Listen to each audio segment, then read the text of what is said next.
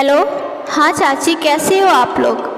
हम ठीक है रिया, तुम्हारे लिए एक सरप्राइजिंग न्यूज़ है। मैं अभी नहीं बताऊंगी, कल परसों तक तुम्हारे पास कार्ड पहुंच जाएगा। कार्ड मिलते ही जितना जल्दी हो सके तुम जबलपुर आ जाना। क्या बात है चाची, कुछ तो बताइए ना, मेरा दिल बैठा जा रहा है। अरे घबराओ मत, एक खुशखबरी है, कार्ड मिलते ही सब समझ जाओगी, चाची बोली।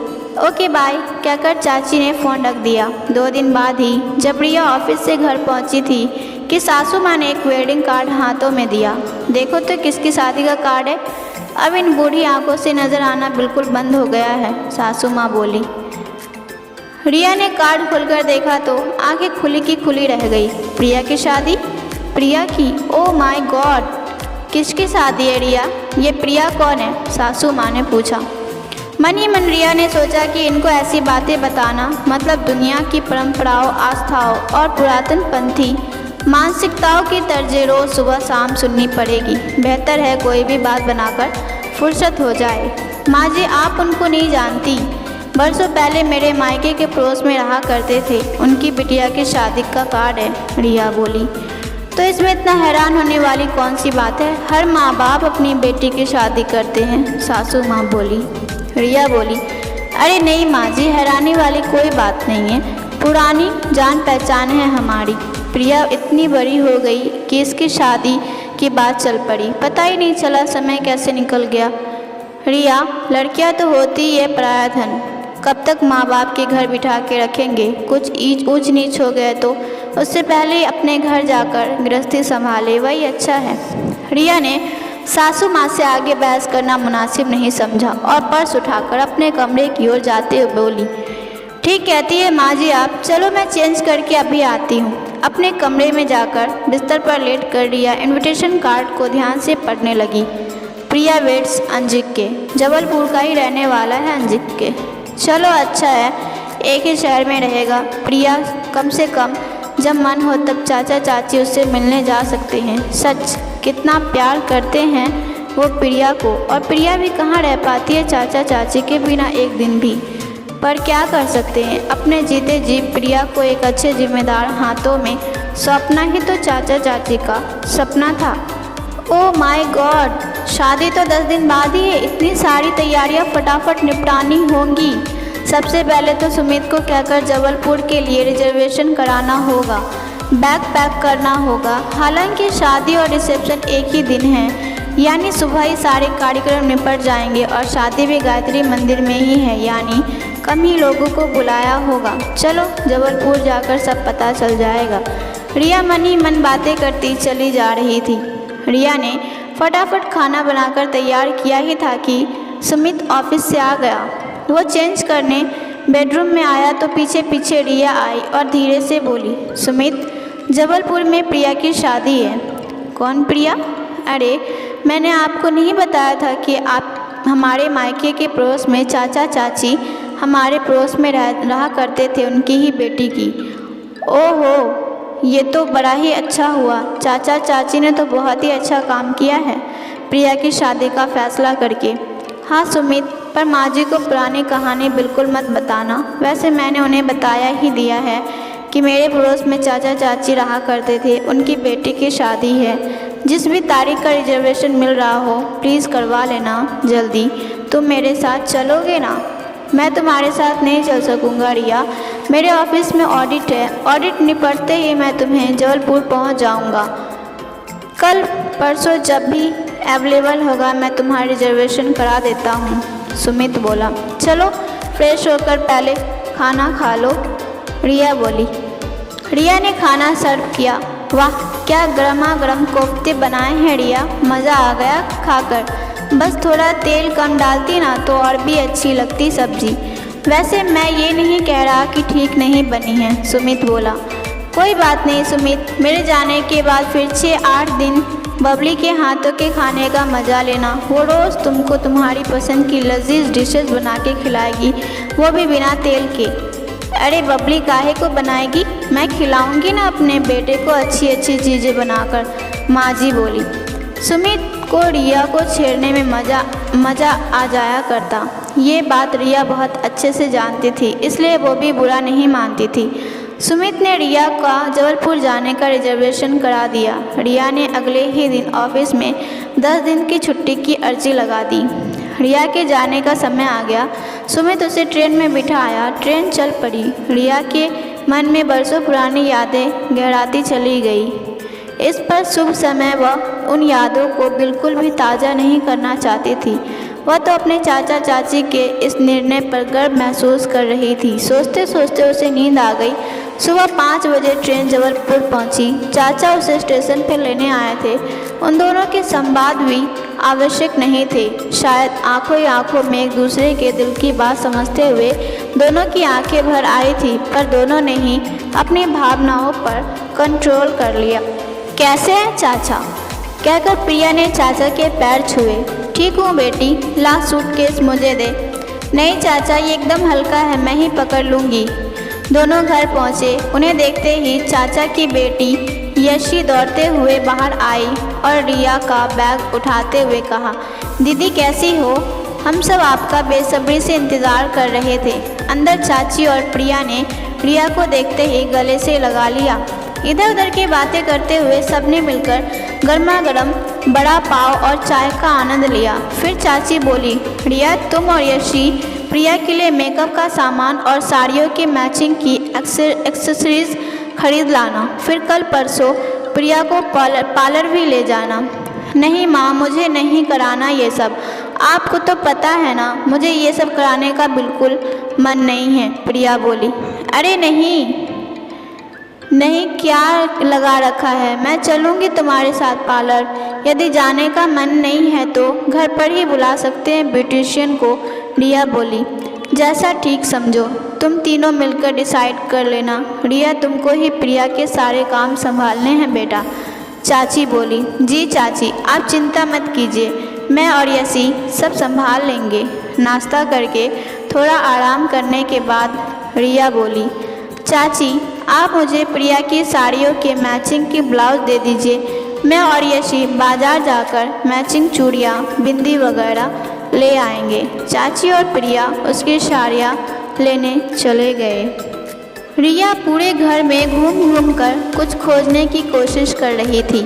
वह पुरानी स्मृतियों के सारे चिन्ह चाचा चाची ने निपुण कलाकार की तरह ठीक उसी तरह मिटा दिए थे जिस तरह एक कुशल चित्रकार अपनी पुरानी पेंटिंग को रंगीले खूबसूरत इंद्रधनुषी रंगों से सजाकर पुराने दाग धब्बों को मिटाकर एकदम नए रूप से प्रस्तुत करता है।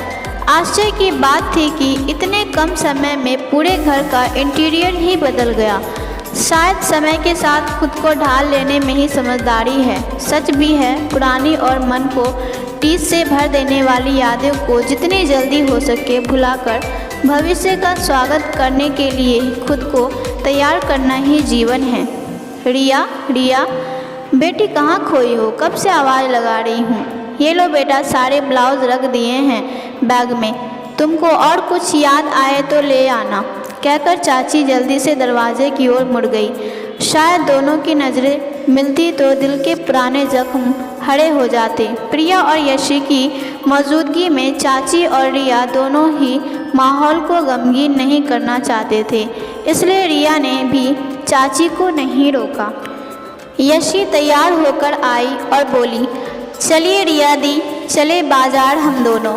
प्रिया भी चलेगी हमारे साथ। चलो प्रिया, जल्दी ही लौट आएंगे। क्यों चाची, ले जाए ना प्रिया को भी। नहीं दीदी, मेरा जी नहीं कर रहा है जाने का, प्रिया बोली। अरे क्या करेगी घर पर, जाओ तुम भी रिया के साथ। लौटने में जो मन करे खा लेना तुम तीनों। बड़े फवारे के पास कमानिया गेट पर बरकुल की खोए की जलेबियाँ मिलती है, खाकर आना और लेकर भी। अरे चलना प्रिया, जल्दी चेंज कर आना, यशी बोली। तैयार होकर तीनों ऑटो से चूड़ी गली पहुंची। वहां दुकान पर रिया और यशी प्रिया के लिए चूड़ियों का सेट बनवा रही थी और प्रिया निर्विकार सी पास रखी कुर्सी पर बैठी न जाने किन ख्यालों में गुमसुम सी बैठी थी। अरे इधर आना प्रिया, देख ये धनी रंग वाली चूड़ियाँ तेरे हाथों पर खूब सजेंगी, रिया बोली। दीदी आप पसंद कर लीजिए, आप जो लेंगी मैं पहन लूँगी, रिया बोली। अच्छा मुझे पहन के दिखा अपने हाथों में ये मेरी मनपसंद रानी कलर की चूड़ियाँ, यशी बोली। यशी और प्रिया को खुश करने के लिए भारी मन से प्रिया हाथों में चूड़ियाँ पहनकर दिखाती है। छोटी मोटी खरीदारी करके तीनों कमानिया गेट के पास बरकुल की दुकान से 1 किलो खोए की जलेबियाँ पैक करा के लॉर्डगंज थाने के थोड़ा आगे ICH में जाती है। क्या खाओगी प्रिया? रिया पूछती है। दी कुछ भी मंगा लीजिए, वैसे भी मुझे ज़्यादा भूख नहीं लगी है। देखो प्रिया, मैं चाचा चाची के सामने तुमको कुछ नहीं कह सकती, पर तुम पर अपना अधिकार समझते हुए मैं तुमसे एक बात कहना चाहती हूँ, यदि तुम बुरा ना मानो तो। रिया बोलूँ? अरे दीदी, आप कैसी बात कर रही हैं? आप मेरे लिए बड़ी बहन से भी बढ़कर हैं। बोलिए ना, आप क्या कहना चाह रही हो? प्रिया बोली। प्रिया बीती ताही बिसार दे। ये हम सब जानते हैं, जो बात हमारे बस में नहीं उसे याद करके अपने भविष्य को खराब या दुखदाई करना कहाँ की समझदारी है। चाचा चाची ने देखो कैसे दिल पर पत्थर रखकर खुद को संभाला है, बस और बस तुम्हारी खातिर। ये सब वह बहुत अच्छे तरह जानते हैं। हाँ दीदी, मैं जानती हूँ, पर क्या करूँ, दिल पर जोर नहीं चलता मेरा। चलाना पड़ेगा प्रिया, बस तुम खुश रहो। हंसती रहोगी तो चाचा चाची भी खुश रहेंगे ना। अपनी आँखों की कोड़ों से बहते आंसू पोंछने की नाकाम कोशिश करती प्रिया बोली। दीदी, आज बस एक बार रो लेने दो दीदी, बस एक बार। प्रिया बोली। उसके हाथों को थाम यशी और रिया की आंखें भी झरझर पानी बहने लगा। रिया ने जल्दी से ही खुद को संभाला, फिर दोनों को बॉस बोनिस से मुंह धोकर आने को कहा और फिर मसाला डोसा, कटलेट और इडली का ऑर्डर कर दिया। खाते खाते रिया बोली, अब हम में से किसी के भी चेहरे पर उदासी नहीं दिखनी चाहिए। सब खुश रहेंगे और शादी को भी एंजॉय करेंगे। ओके? ओके, यशी बोली। हाँ दीदी, आप सही कह रही है, मैं भी खुश रहूँगी। प्रिया बोली। फिर कॉफ़ी पीकर तीनों ऑटो से घर की ओर चल पड़ी। चाची हम सबको खुश देखकर बहुत प्रसन्न हो गई। दिखाओ मुझे तुम लोगों ने क्या क्या खरीदा। अरे वाह, क्या सुंदर चूड़ियाँ हैं, खूब फबेगी हमारी प्रिया पर, कहती हुई चाची प्रिया की बलैया लेने लगी। भाव विभोर होकर प्रिया ने उनको गले ही लगा लिया। तीव्र गति से समुंदर में उठने वाले सैलाब की तरह आंखों की कोड़ों से बहकर निकलते हुए आंसुओं को बड़ी मुश्किल से थामे रखे प्रिया ने हंसते हुए माँ के कानों को अपने हाथों में थामते हुए कहा, माँ, मैं कितना किस्मत वाली हूँ कि मुझे आप जैसी माँ मिली है। ना बेटी, हम किस्मत वाले हैं कि तुम जैसी मेरी बेटी मिली है। चांद का टुकड़ा है हमारी प्रिया। यूँ ही मुस्कुराती रहना बेटी, तुमको खुश देखकर दिल को तसल्ली मिलती है। बस भी करो ये माँ बेटी का प्यार, हम दोनों भी है घर में। यशी रिया का हाथ थामकर मम्मी के पास आते हुए बोली। चारों मिलकर हंसी ठिठोली करने लगे। शादी की तैयारियां जोरों पर थी। चाचा पंडित जी और पार्टी आदि की व्यवस्था में जुटे थे। वही चाची घर वालों को न्योता देने, शादी की रस्म आदि की तैयारियों में लगी थी। शादी के 2 दिन पहले समित के आ जाने से चाचा जी थोड़ा राहत महसूस हुई। बिना तामझाम, बिना लेन देन, बिना दिखावे के बेहद सादगी से प्रिया और अंजिक्स की शादी संपन्न हुई। बेहद खूबसूरत जोड़ी लग रही थी दोनों की। विदाई के समय प्रिया के साथ साथ सभी ज़ोर ज़ोर से रोते रहे। सबके दिल की हर एक धड़कना प्रिया और अंजिक्स के सुखी वैवाहिक जीवन के लिए ईश्वर से दुआएं मांग रही थी। प्रिया विदा होते ही रिया ने चाची को अंक में भर लिया और दोनों अपने अपने दिल के गुबार को बाहर निकालने के लिए फूट फूट कर रोने लगे। चाची, आप सचमुच महान हो चाची, आपकी बराबरी दुनिया के कोई जन्मदाता भी नहीं कर सकते। रिया बोली। अरे कोई महान नहीं बेटी, हम दोनों ने दिल से प्रिया को बेटी माना। यशी के बराबर ही प्यार किया है प्रिया को। चाची बोली। आपने बेटे के न रहने के दर्द को सीने में दफन कर बहू को बेटी मानकर उसका कन्यादान करना एक सामान्य माता पिता के बस की बात नहीं है चाची। आप दोनों के चरणों में ही चारों धाम हैं। सच, प्रिया बहुत भाग्यवान है जिसे आप जैसे सास ससुर के रूप में माता पिता मिले, रिया ने कहा।